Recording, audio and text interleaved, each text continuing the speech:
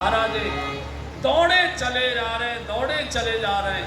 गोस्वामी जी ने लिखा है कि जनक जी ने सबको आदर से जैसी जिसकी स्थिति थी उसके अनुसार सबको आसन दिया है।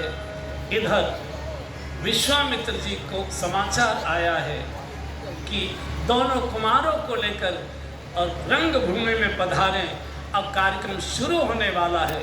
विश्वामित्र जी के साथ भगवान राम और लक्ष्मण दोनों रंगभूमि की ओर, और जनकपुर के नागरिकों को जैसे ही समाचार मिला कि वे दोनों राजकुमार राजभवन से रंगभूमि की ओर चल दिए, सब दौड़ पड़े, धाए धाम काम सब त्यागी, सब छोड़ छाड़ कर दौड़े जा रहे हैं।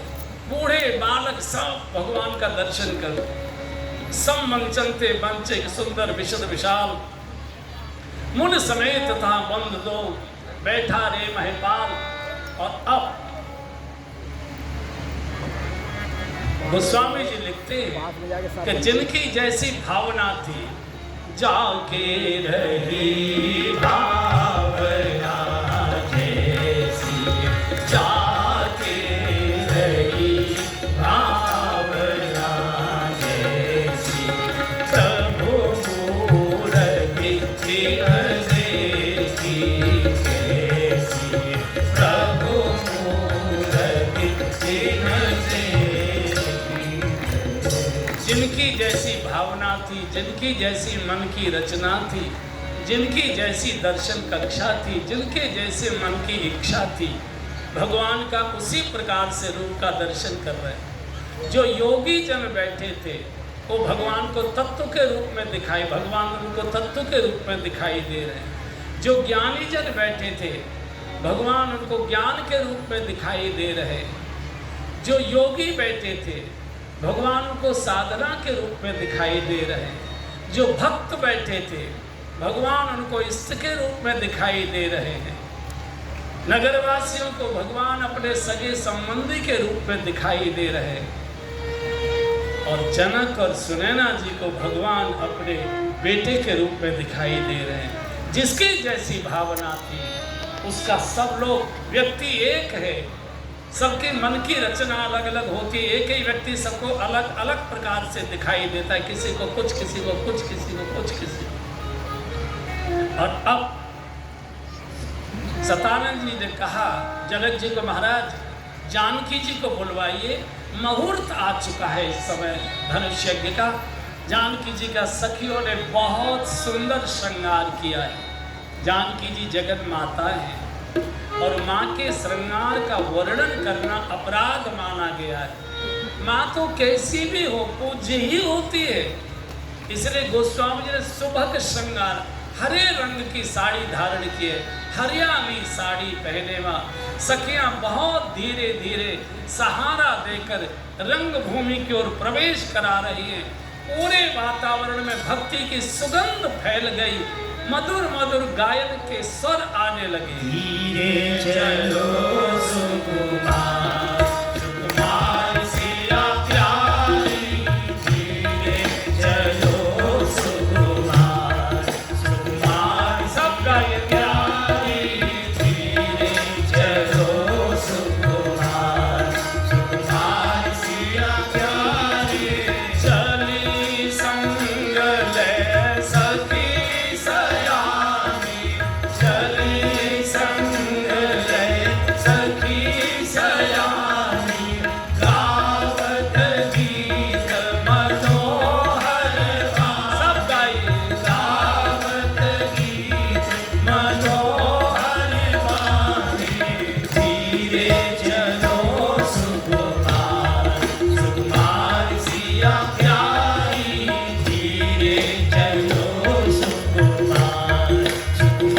सिया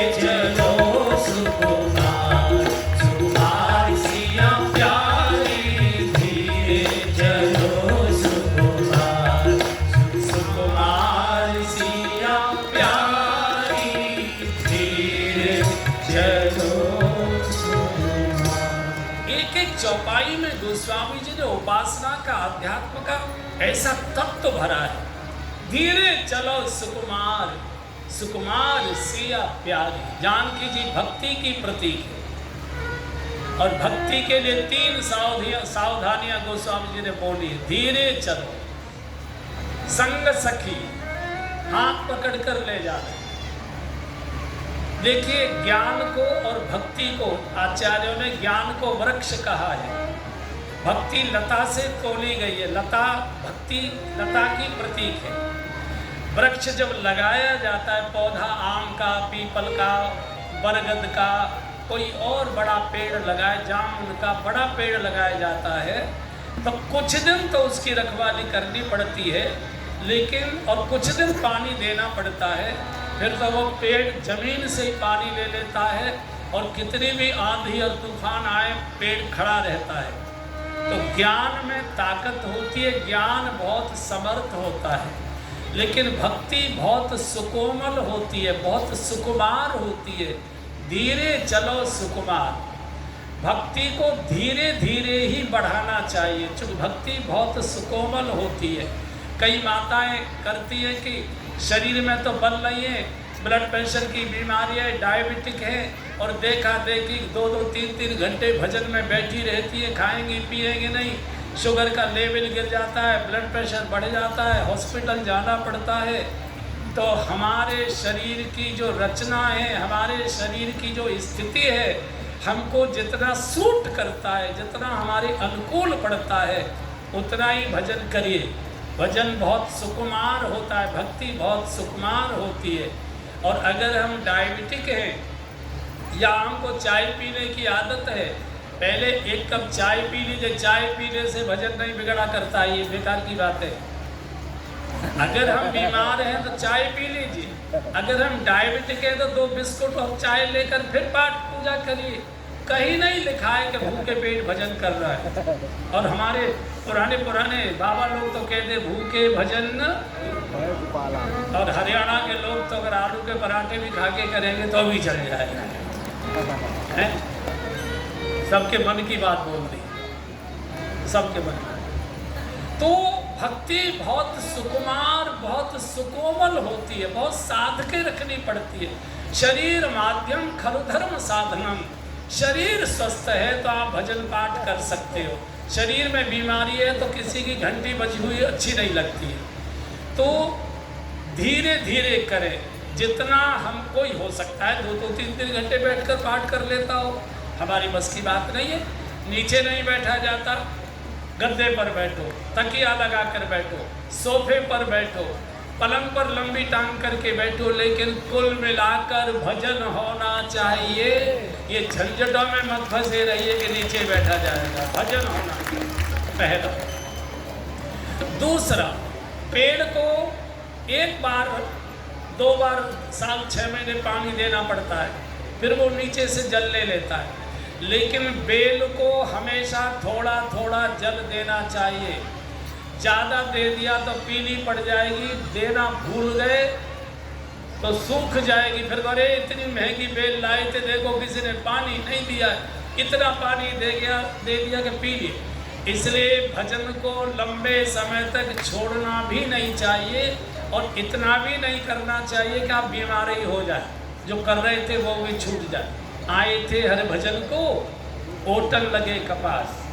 और इतना भी नहीं छोड़ देना चाहिए। क्या बताएं, भतीजे की शादी में गए थे, वहाँ 10-15 दिन का टाइम लग गया, भजन छूट गया।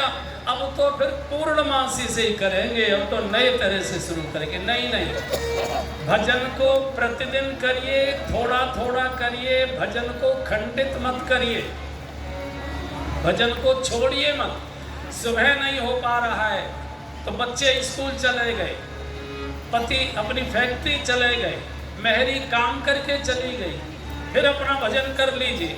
कोई फोन आ गया सुन लीजिए, गाली मत दीजिए, बेटे फोन भजन भी नहीं करने देते, आग लगे इन फोनों को, ऐसा भी मत बोलिए। सुन लीजिए, उनको उत्तर दे दीजिए। दिन में मौका नहीं मिल रहा है, रात अपनी है, बैठकर थोड़ी देर अपना भजन कर लीजिए, थोड़ा करिए। ये जो माताएं कई कई पाठ ले आती हैं, कई जिस साधु से मिली उन्होंने एक पाठ लाद दिया, जिससे मिली उसी ने एक पाठ लाद दिया, और उसको पूरा करने में नानी मर जाती है। बहुत थोड़ा प्रेम की केवल मुस्कुराहट ही पर्याप्त होती है। प्रेम में तो बात करने की भी जरूरत नहीं, आंखों से आंख मिली, प्रेम की आंखें हो गई, बात खत्म हो गई। उन्होंने आपका हृदय पढ़ लिया, आपने उनका हृदय पढ़ लिया। इसलिए बहुत बड़े पाठ में पढ़ो मत। मैं बहुत माताओं को जानता हूँ। एक घर में मैं गया, वो माता जी के सामने इतनी पुस्तकें रखी पाठ की, इतनी, और बड़ी बूढ़ी थी, भगवान की कृपा से थोड़े लड्डू कचौड़ी खाई हुई थी, तो शरीर भी थोड़ा गुदगुदा था। तो मैं लगभग 10 साढ़े 10 बजे गया। मैंने कि माता जी अभी तक आप भजन कर रही है, चाय? बोले पूरा पाठ भजन हो जाएगा तभी मैं चाय पी दो। अरे मैंने कि बीमार हो जाएंगे। बोले अभी तो मेरे भजन में ना निपटो, क्या करो? हमने कि माता जी भजन निपटाया नहीं जाता, भजन किया जाता है। नहीं तो ये भजन तुम्हें ही निपटा देगा, एक दिन ज़्यादा करो। ज़्यादा नहीं, बहुत थोड़ा थे। तो बोले क्या करूँ? हमने कि बस ये छोटा सा ये पुस्तक का इतना पाठ कर लिया करिए। तो हम फिर अंदर चले गए ड्राइंग रूम में, चाय वगैरह पीने के लिए बैठे थे।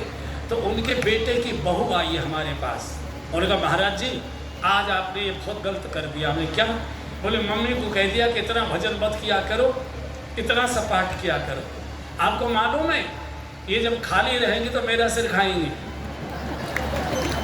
इसलिए इनको ये पाठ पूरा करने में कई घंटे लग जाते हैं। हम कम से कम चैन में रहते हैं उस ऐसा थोड़ा प्रेम की मुस्कुराहट पर्याप्त। और तीसरे, पौधे को थोड़े दिनों तक तो बाढ़ से रक्षा करनी पड़ती है। बकरी न कुतर दे, कोई गाय भैंस न कुतर दे, बच्चे न तोड़ दे, फिर जब बड़ा हो जाता है तो अपनी रक्षा स्वयं कर लेता है। ऐसे ही बेल की सुरक्षा हमेशा करनी पड़ती है। बेल अपने आप नहीं बढ़ती, कोई न कोई डंडा झाड़ी लगानी पड़ती है सहारे से। जीवन में भजन हमेशा गुरु के सहारे से ही बढ़ेगा, बिना गुरु के सहारे के नहीं बढ़ेगा। कोई न कोई हमारे भजन को बढ़ाने वाला चाहिए, गुरु का आश्रय चाहिए, और सुरक्षा चाहिए। वो ऊपर उठे इसके लिए सहारा चाहिए, और सहारा गुरु का ही सर्वोत्तम होता है। वही सहारा देगा, वही मार्गदर्शन करेगा। जानकी जी भजन की प्रतीक है। प्रवेश हुआ, मन ही मन जगन माता को सबने प्रणाम किया है। और अब जनक जी के बंदी जनों ने नगाड़े पर चोट की, बोले बंदी बचन पर सुनो सकल भय पाल, पन विदेह कर कहे हम भुजा उठाए विशाल। हे देश देश के राजाओं महाराजाओं, हम जनक जी की प्रतिज्ञा की घोषणा करने जा रहे हैं। ये जो शंकर जी का धनुष है ये राहु के समान है, और आपकी भुजाओं की ताकत चंद्रमा के समान है। देश विदेश के बहुत राजा आए, रावण बाण महाबटवारे, देख सरासन गवै सिधारे, सोई पुरार को दंड कठोरा, राज समाज आज जय तोरा, त्रिभुवन जय समेत वे देही, विनय विचार वरई हटते ही। रावण छू नहीं पाया, बाणासुर देख नहीं पाया, बड़े बड़े राजे महाराजे लौट गए। जो भी धन को चढ़ाएगा त्रिभुवन में उसकी जय जयकार होगी। और बिना किसी विचार के कि कितनी बड़ी स्टेट का राजा है, कितनी बड़ी ऊंची जाति का राजा है, कोई विचार नहीं। जानकी जी उसके गले में वरमाला डाल देंगे, करो प्रयत्न, एक बार को तो सन्नाटा हो। लेकिन जो मूढ़ राजा थे, जो अहंकारी राजा थे, वो उठ के अपने फेंटा बेटा कसने लगे, ऐसे करने लगे। उसमें हरियाणा के भी स्टेट के बड़े समझदार रहा। हरियाणा के लोग बड़े समझदार भी होते हैं, और ये बात मैं केवल 3 दिन और बोलूँगा कि बड़े समझदार होते हैं। फिर तो बाहर जाके जो मुझे बोलना होगा मैं बोलूँगा। उन्होंने कहा काय के लिए उठक बैठक कर रहे हो, चुप बैठो। उनको दिखाई नहीं रहा भगवान राम विराजमान है, वे धनुष तोड़े, काय को उठक बैठक कर। बोले बोल लो नहीं, कायर कमजोर कहीं के, जब दम नहीं था तो आए काय को थे। हरियाणा के लोग आए, हम मक्खन पराठे खाते हैं, दो दो लंबे लंबे गिलास दूध पीते हैं, तुमने क्या समझ रखा है? हमको कायर कमजोर कहते हो? खबर